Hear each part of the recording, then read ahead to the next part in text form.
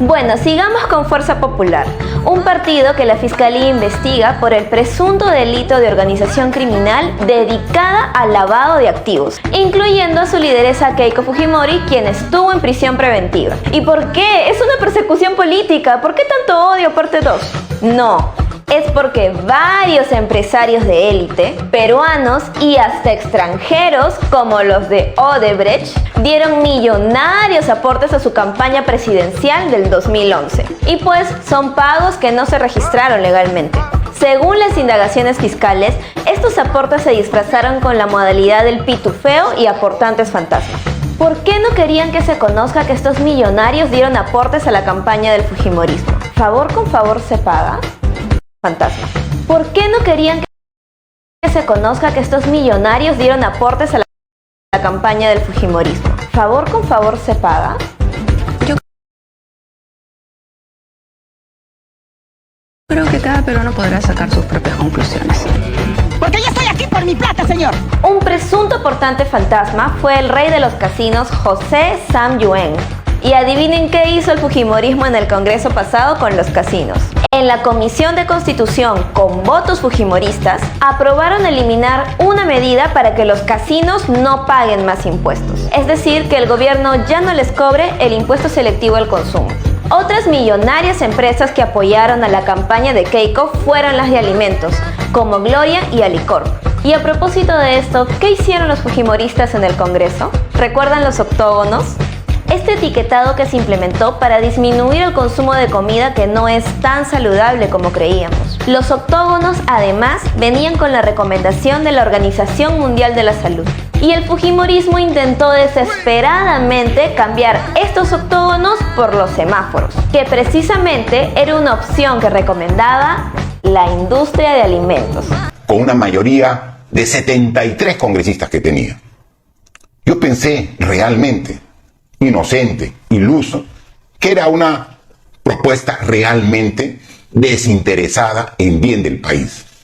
No pasaron pocos meses cuando la presidenta del partido fujimorista, Keiko Fujimori, en una reunión que tuvimos, me exige que saque a 2 ministros de Estado, a la ministra de Salud y al ministro de Trabajo. La ministra de Salud porque estaba promoviendo la ley de alimentación saludable, la ley de los octógonos, y ella, como partido político, no estaba de acuerdo con la ley de alimentación saludable. Iba a afectar intereses de precisamente la industria de los alimentos.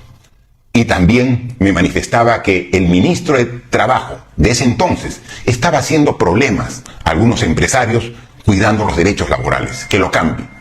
Yo le dije: señora Fujimori, con todo respeto, usted es la líder de Fuerza Popular que tiene mayoría en el Congreso.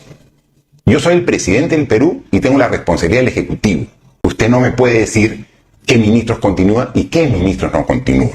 Desde ahí comenzó el ataque y la obstrucción que sufrí como presidente del Perú, que sufrió el gobierno a mi cargo con un ataque implacable del fujimorismo con sus 73 congresistas, sumados también por los congresistas del APRA. El Fuji, aprismo, atacando y obstruyendo. La historia ya todos la conocemos, no tenemos por qué repetir.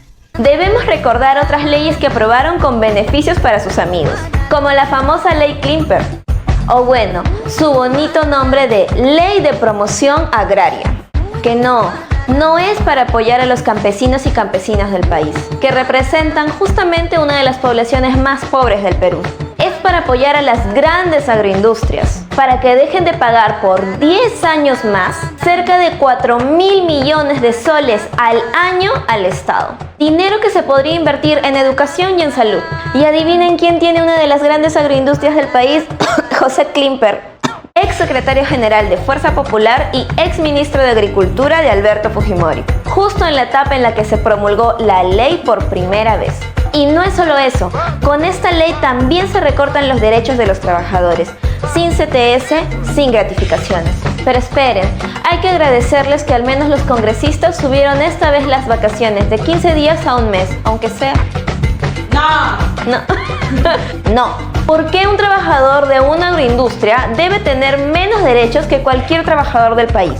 Por algo se decía que esta ley en realidad se llamaba Ley del Esclavo Agrario. Y si hasta ahí te parece poco, tenemos que hablar de que fueron los reyes de los blindajes. Protegieron a Becerril, a Mamani, a Yesenia Ponce, a Donaire, que terminó fugándose porque la policía no podía detenerlo porque ellos no quisieron levantarle la inmunidad. A los hermanitos Chávarri e Inostroza, cuyos audios escuchó todo el país. Y por supuesto a la misma Keiko y Alan García, que fueron excluidos del informe de la Comisión Lavajato de Rosa Bartra. Y es que claro, así como les encanta blindar, les encanta la inmunidad. Y se pusieron en contra de perderla. Pero fue así como empezó el fin del Congreso Fujimorista, oponiéndose una y otra vez a este tipo de reformas políticas para seguir teniendo el poder. Porque todo el Perú fue testigo de cómo eligieron irregularmente a un miembro del Tribunal Constitucional. Cómo se atrincheraron en el Congreso cuando llegó el Premier para pedir una cuestión de confianza y proponer un nuevo método de elección de los integrantes del Tribunal Constitucional. Les dio igual y continuaron con la elección del primo de Olaechea. Todo esto terminó con el cierre del Parlamento y con su intento de poner a una falsa presidenta juramentando ante un Congreso disuelto. Muy bien, vamos a ver a continuación el procedimiento de juramentación de Mercedes Arauz como presidenta interina. Ella es presidenta interina porque lo que se ha producido no es una vacancia, sino una suspensión del presidente de la República. Vamos a escuchar. Juráis por estos santos evangelios desempeñaros como presidenta en funciones ante la suspensión del presidente Martín Vizcarra Cornejo. Sí, juro. Si así lo hicieres, que Dios y la patria lo premia, si no, la demanda. Felicitaciones. Al lado tuyo, Celia. Ahora sí, al lado tuyo. Y ahora quieren regresar. Después de todo eso, quieren volver. ¿Y ahora qué candidatos nos traen? 13 que han declarado tener sentencias judiciales por proxenetismo, desobediencia y resistencia a la autoridad, falsa declaración, procesos administrativos, omisión a la asistencia familiar y las obligaciones alimentarias. Y según Cuarto Poder, 5 candidatos de Fuerza Popular tendrían procesos de investigación abiertos por el delito de corrupción. Sabiendo todo esto, queda en ti decidir si comerte otra vez estos anticuchos o no. Sigamos con el siguiente partido, los anticuchos del PPC, al que todos conocemos por su eterna ex candidata Lourdes Flores Nando, quien ahora está investigada por presuntamente haber recibido $500.000 de Odebrecht para su campaña presidencial en 2006. Y al parecer la historia no fue distinta cuando intentó postular a la alcaldía de Lima. Pues el ex gerente de Odebrecht, Raimundo Trindade, aseguró que la constructora brasileña aportó $200.000 para la campaña del 2010.